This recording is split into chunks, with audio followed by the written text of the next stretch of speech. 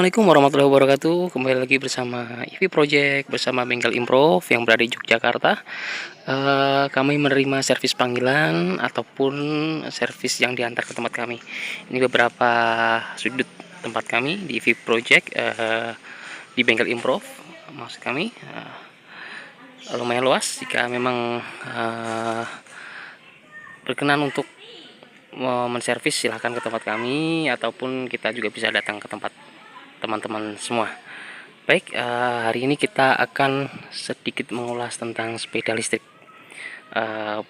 Detail-detailnya, kerusakan-kerusakannya yang kami pernah jumpai di lapangan dan bagaimana solusinya, serta kemungkinan berapa biaya yang dibutuhkan. Baik, ini hanya perkiraan karena mungkin nanti beda istilahnya, seandainya penggantian nih komponen berbeda tipe, berbeda merek, tentu harganya berbeda. Jadi ini cuma gambaran mana yang paling mahal dan mana yang paling murah, mana yang gampang rusak dan mana yang awet, seperti itu. Baik, seperti inilah gambaran sepeda listrik. Gambaran untuk teman-teman yang baru memiliki atau sedang ingin membeli. Seperti ini sudah listrik. Ini sudah sekitar 3 tahunan yang lalu pembelian. Masih bagus, masih bisa digunakan. Ini punya klien kami. Kemudian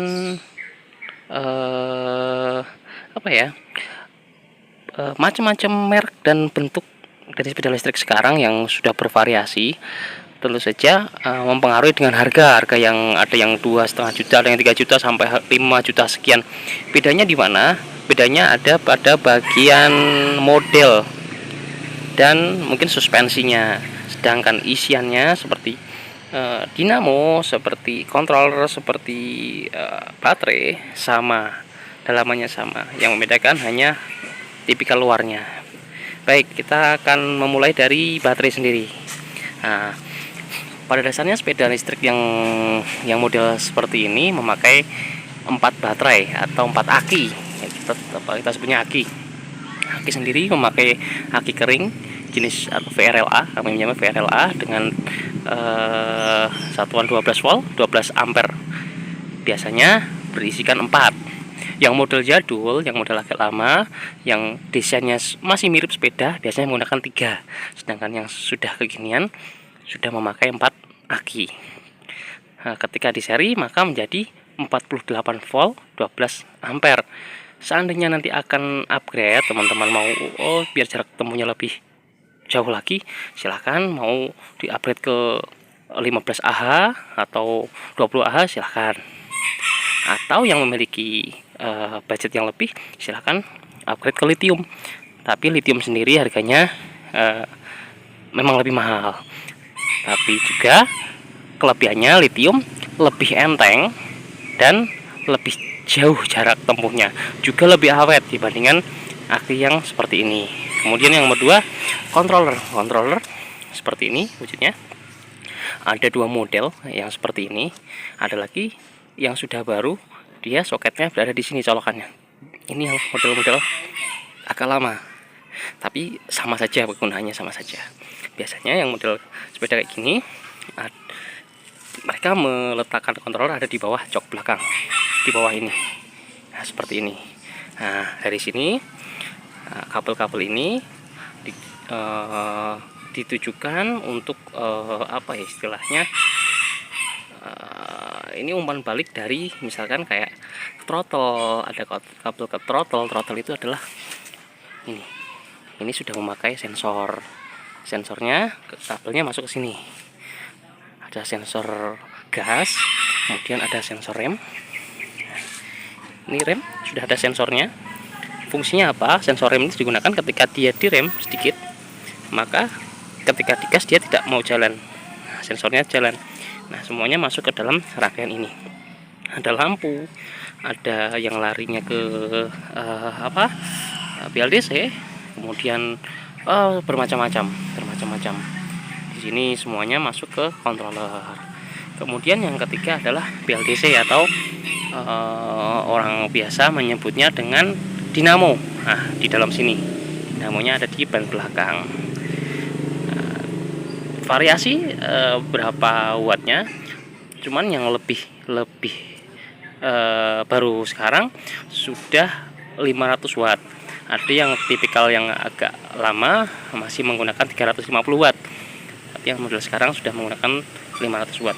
Kecepatannya hampir sama, mirip-mirip yang 350 dengan yang 500. Jadi tidak perlu bingung karena nanti kecepatannya sama. Bagaimana keawetannya? Sampai sekarang kami sebagai teknisi belum pernah atau jarang sekali mengalami kerusakan di antara controller dan PLDC. Ini jarang. Pernah mengalami kerusakan memang dikarenakan si pemilik tidak tahu cara penggunaan atau perawatannya, alias asal-asalan. Ya, yang terjadi adalah kontrolnya kebakar. Kemudian PLDC sendiri kami jarang, PLDC atau motor kami jarang menjumpai kerusakan di lapangan. Pernah terjadi kerusakan dikarenakan memang sering terkena air hujan, akhirnya korosi, terus terjadi pengkaratan, nah tidak bisa berputar. Terjadi dua komponen ini memang jarang terjadi kerusakan jika perawatannya benar. Nah, bagian apa yang paling sering rusak? Bagian yang paling rusak adalah pada dinamo, pada baterai atau pada aki VRLA. Karena penggunaan yang setiap hari, memang tipikal aki atau VRLA ini memiliki masa sekian ribu kali dicas, dia pasti mengalami penurunan. Biasanya penggunaan jangka panjang, artinya yang tiap hari digunakan untuk sekolah, untuk ke kampus dan lain-lain, jangka atau masa hidupnya hanya sekitar tidak sampai 1 tahun, biasanya sudah mengalami kerusakan. Sedangkan untuk ibu-ibu rumah tangga yang biasa mengantarkan anak sekolah, menjemput sekolah, atau hanya untuk ke masjid atau untuk ke pasar, bisa sampai 4 atau 5 tahun. Maka saya sarankan memang kalau sepeda listrik ini tidak digunakan yang jarak temunya jauh. Sebagai kendaraan kedua, jika memang kendaraan motor tidak bisa, artinya apa ya, memang jarak tempuhnya jauh, maka silakan menggunakan kendaraan yang lebih dibutuhkan, artinya motor masih silakan dipakai. Seandainya memang jaraknya pendek, silakan memakai sepeda listrik, saran saya seperti itu, untuk menjaga keawetan baterai. Karena sekalinya rusak, baterai rusak, harganya lumayan mahal, kisaran mungkin kurang atau lebih dari 1 juta, nanti bervariasi merek dan harganya. Kerusakan pada kaki kering atau VRLA biasanya kondisinya adalah ketika dicas sepedanya dia tidak mau isi, artinya lampu indikator pada cas yang biasanya dicolokkan berwarna merah tetap berwarna hijau. Itu biasanya aki sudah turun kondisinya sehingga tidak mau lagi diisi. Bisa jadi disebabkan karena usianya memang sudah minta ganti. Yang kedua, bisa jadi lama tidak dipakai, itu bisa menyebabkan aki sendiri rusak atau paling ringan hanya drop. Jadi mungkin bisa jadi diperbaiki, bisa jadi juga dia sudah rusak atau minta diganti, seperti itu. Kerusakan pada controller sendiri memang bervariasi, karena di dalam sini adalah pusat dari otak sepeda listrik dari ujung ke ujung, maka segala kondisi bisa jadi segala kondisi error dalam sepeda itu bisa jadi error juga dalam kontrolernya. Semisal kembali seperti tadi, ketika digas dia tidak mau jalan, padahal indikator lampu di depan nyala, tapi ketika digas dia tidak mau jalan. Bisa jadi sensor throttle-nya, atau bisa jadi kontrolnya juga rusak. Kemudian ketika digas dia jalan tapi tersendat-sendat. Bisa jadi dia sama sekali tidak mau jalan, atau dia tidak mau nyala sama sekali. Bisa jadi semua hal itu, bisa jadi kemungkinan ada kerusakan pada kontrolernya. Jadi di sini juga sensitif sebenarnya, cuman kami jarang menjumpai controller rusak seandainya si pemilik benar-benar bisa merawatnya. Artinya memang sepeda listrik sendiri tidak ada perawatan bulanan seperti ganti oli dan lain-lain.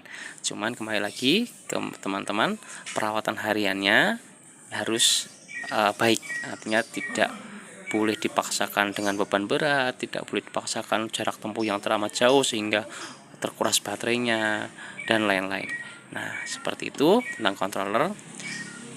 Kemudian BLDC, harga BLDC sendiri memang lumayan mahal, tidak sampai sejuta, kayaknya tidak sampai 1 juta. Cuman dia sendiri memang sampai sekarang kita belum pernah mengalami kerusakan sih dia BLDC. Selagi dua ini bisa atau si pemiliknya mampu merawatnya untuk sehari-hari seperti itu. Kemudian ada tambahan yang jarang kami bahas atau jarang dibahas oleh teman-teman YouTubers, yakni perawatan ban. Sering kami jumpai sebagai bengkel, kami diundang sampai ke jauh lah, katakanlah jauh, hampir keluar kota, perjalanan jauh. Beliau telepon kami, katanya, oh, ban kami bocor mas, ban belakang kami bocor ketika kami sedang perjalanan. Baik, kami bantu untuk memperbaiki. Sampai sana ternyata bukan bocor, tapi hanya kempes. Nah, sekali lagi hanya kempes, sehingga tidak perlu ditambal, hanya perlu dipompa ulang. Nah, dari sini kami sarankan teman-teman yang memiliki sepeda listrik untuk menjaga angin, artinya setiap sebulan sekali atau 2 bulan sekali harus dicek kembali anginnya, sehingga tidak terjadi kempes di jalan. Kami sering menjumpai seperti itu, tiba-tiba kempes di jalan secara tiba-tiba. Bahkan ada ya, belum lama kami menjumpai beliau memang bobot tubuhnya mohon maaf agak gemuk. Ketika memiliki sepeda listrik sampai 1 tahun tidak pernah dicek, tidak pernah dipompa. Kendalanya sama, ketika beliau menaiki sepeda tahu-tahu kempes di jalan, kami dipanggil untuk menambalkan bannya, tapi ternyata memang tidak bocor, hanya perlu dipompa. Jadi teman-teman perhatikan, setiap 1 atau 2 bulan sekali dipompa ulang bannya, depan dan belakang. Lebih penting di belakang karena tumpuan dari sepeda ini, titik tumpunya, titik bebannya ada di belakang, seperti itu. Kemudian ada lagi seperti sok depan, sok belakang ini memang kami sendiri sampai sekarang belum menjumpai kerusakan. Cuman memang dari awal pembelian semua sepeda listrik ini hampir sama keras, tidak ada yang empuk. Pernah kami jumpai seperti merek-merek VR itu lumayan, sepeda merek VR lumayan empuk dibanding merek-merek yang lain, seperti itu teman-teman. Nah, kemudian komponen-komponen yang lain, ada beberapa titik sensor yang ya kami ingin jelaskan. Pertama adalah throttle, ini handle throttle. Berbeda dengan motor konvensional atau motor dengan BBM, sepeda listrik atau motor listrik sekarang ini menggunakan sensor handle kecil. Nah, biasanya ditempatkan ada di bawah sini. Di bawah sini, maaf tidak kelihatan ya, di bawah sini ada sensornya untuk sensor throttle gas. Seandainya throttle ini rusak, biasanya dia ketika dikontak dia nyala, tapi ketika digas dia tidak mau jalan. Nah, itu bisa jadi throttle-nya rusak. Kemudian sensor yang selanjutnya adalah sensor rem. Sensor rem ada di dalam sini. Ini kabelnya ini yang kecil. Nah, dari dalam sini, ini sensor rem ini fungsinya dia ketika dia ditekan, maka tidak bisa digas. Nah, ini untuk fungsinya untuk parkir, atau dia bisa untuk pengaman seandainya anak kecil yang memainkan. Nah, 2 sensor ada di sebelah kanan dan kiri, sama saja, dua-duanya memakai sensor. Kemudian sensor selanjutnya ada pada BLDC. BLDC ini terdapat 3 sensor di dalamnya yang berhubungan dengan controller. Jadi dari handle gas turun kabelnya masuk ke sini, diolahlah turun ke BLDC.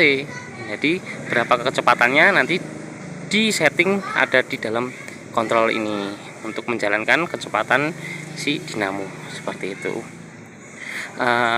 Itu saja sedikit gambaran tentang kondisi sepeda listrik dan jenis-jenis kerusakannya. Kemudian sedikit lagi ada tambahan kerusakan pada BLDC sendiri terjadi. Jadi sering kami alami ketika digas sepeda ini tidak mau jalan. Tapi ketika didorong sedikit sambil digas, sambil didorong sedikit seret, dia mau jalan, tapi suaranya seperti ada yang mengganjal seperti itu. Nah, itu biasanya sensor BLDC-nya ada yang mengalami kerusakan. Nah, dia harus diganti. Seperti itu. Ada beberapa kerusakan lagi yang ya mungkin jarang-jarang ditemui di lapangan. Mungkin seandainya ada yang perlu ditanyakan silahkan chat di kolom komentar, nanti kita akan bahas di video selanjutnya. Terima kasih dari kami Bengkel Improve dengan EV Project Yogyakarta. Assalamualaikum warahmatullahi wabarakatuh.